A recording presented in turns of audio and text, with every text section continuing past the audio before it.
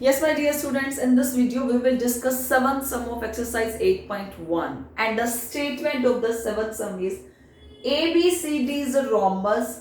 Show that diagonal AC bisects angle A as well as angle C. Clear? In this, a rhombus is given. ABCD is a rhombus, and in rhombus there are two diagonals, AC and BD. We have to show that diagonal AC bisect angle A as well as C, and diagonal BD, and this diagonal BD bisect angle B as well as D. Bisection means you already know that this line divides this angle into two equal parts. Clear? तो AC ने A के two equal parts किए and C के two equal parts किए and BD ने B के two equal parts किए and D के टू इक्वल पार्ट्स किए. This we have to prove out. ये हमें प्रूव करना है. क्लियर? और स्टेटमेंट में गिवन क्या है? Just ABCD is a rhombus is given. Clear? तो firstly you have to write the given and the to prove part. Given में क्या है? ABCD is a rhombus.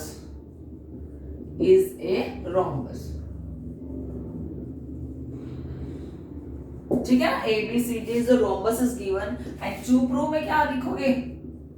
There are two parts. First, AC bisect angle A. This we have to write down ना, as well as angle B. नहीं, AC as well as angle C. ठीक है ना? As well as angle C. And the second part, BD bisect angle B as well as angle D. This we have to prove out, as well as angle D. ठीक है? Now the main part, proof, is here. This is very easy theorem. Just you have to put the two triangles are congruent and you can do your work. Okay? A और C को bisect करना है तो firstly I will write name. यहाँ लिखा मैंने one angle. Here I will write two. This is 3 and this is 4. 5, 6, 7 and 8. मुझे दिखाना है 1 2 के इक्वल, 3 4 के इक्वल, 5 6 के इक्वल और 7 8 के equal. This we have to show that. हमें यही शो करना है. तो my dear students, करें स्टार्ट. प्रूफ. अब सबसे पहले मैं लेती हूँ in triangle AOB and triangle AOT. I will tell you already कि मैंने ये दो ट्रायंगल पे बोली, मैं ये और ये दो ट्रायंगल लूंगी. ठीक है ना? अगर मैं दो ट्रायंगल कॉन्ग्रुएंट प्रूव कर दूं तो मैं सिंपलिसिटी से दिखा सकती हूँ 1 और 2 सेम है. And in last theorem we use the concept of alternate interior. देखो लास्ट थ्योरम में पैरेललोग्राम गिवन था, तो पैरेललोग्राम में अपोजिट साइड्स इक्वल और पैरेलल कंसेप्ट यूज किया. But in last theorem opposite angles are also equal, तो उसमें A और C भी इक्वल थे ना. बट रोम्बस में तो एंगल्स इक्वल नहीं होते हैं ना.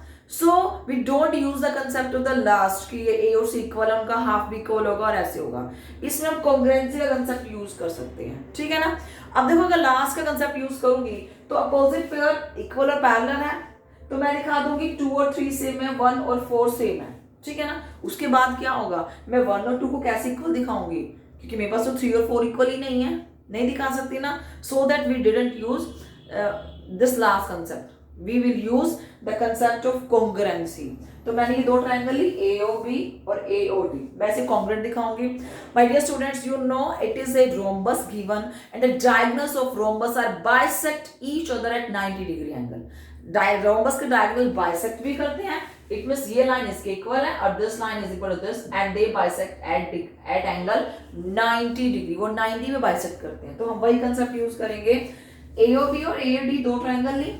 अब आप लिखोगे OD equal to OB. OD equal to OB. Reason, diagonals bisect each other. ठीक है ना? diagonal bisect each other. किसमें? रोम्बस में. और सेकंड O और O दोनों में सेम है, common side.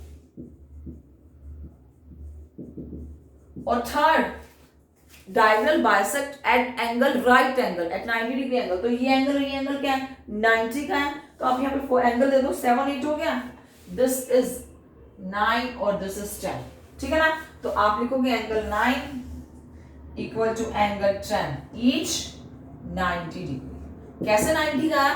Because the diagonals of rhombus bisect each other at right angle, तो यहाँ 90 के एंगल दोनों तरफ बनेंगे, that means both angle are same. Clear? अब देखते हैं किस कॉन्ग्रुएंस, हमें तीन कंडीशंस निकली हैं। साइड एंगल साइड, हमने यही लिया ना, साइड एंगल साइड, तो by SAS congruence rule, by SAS congruence rule, SS congruence rule से क्या हो गया, triangle AOB is congruent to triangle AOD, ठीक है ना। AOB और AOD को दिया, क्या दिखा दिया, कॉन्ग्रुएंट। अगर ये दो ट्रायंगल कॉन्ग्रुएंट हैं, इसके कॉरेस्पॉन्डिंग एंगल ये है, तो इसके कॉरेस्पॉन्डिंग एंगल यही होगा, ठीक है ना। तो आप क्या लिखोगे, angle 1 equal to angle 2, reason CPCT। मैंने CPCT से क्या दिखा दिया कि एंगल, दोनों एंगल क्या है, सेम है, ठीक है ना। If both angles are same equal, तो मुझे यही तो दिखाना था, तो this implies angle AC bisect angle है, तो मैंने लिख दिया यहाँ, so this implies AC bisect angle A। Show कर दिया ना कि 1 और 2 सेम हो गए, तो इट मींस AC ने बाइसेक्ट कर दिया एंगल A को। Now we have to show that 3 और 4 आर सेम। अब अगर 1 और 2 सेम है, then we can show that 3 or 4 are same by using alternate interior angles. There are many ways to show this theorem. I will tell you 2 ways. अब देखो, जैसे मैंने दोनों को congruent दिखाया, similarly you can prove that these two triangles are congruent. देखो ये common side है, ये इसकी इक्वल है, यहाँ 90 का एंगल है, ठीक है। तो ऐसे ऐसे congruent होती है, अपना 3 और 4 को सेम दिखा देना, that means this AC bisect angle C. And the second proof I will do here. Second proof मैं यहाँ पर दिखाती हूँ, मैंने AC को बाइसेक्ट नहीं दिखा दिया। अब देखो, इट मींस 1 और 2 सेम हो गए, 1 और 2 को आपने स्टार का नेम दिया, ठीक है। अब my dear students, ABCD is rhombus, ABCD is a rhombus, rhombus है। रोम्बस में क्या होता है, AB पैरेलल CD, क्योंकि रोम्बस में opposite pair, all 4 sides are equal and opposite are parallel, opposite parallel होते हैं, तो AB पैरेलल CD।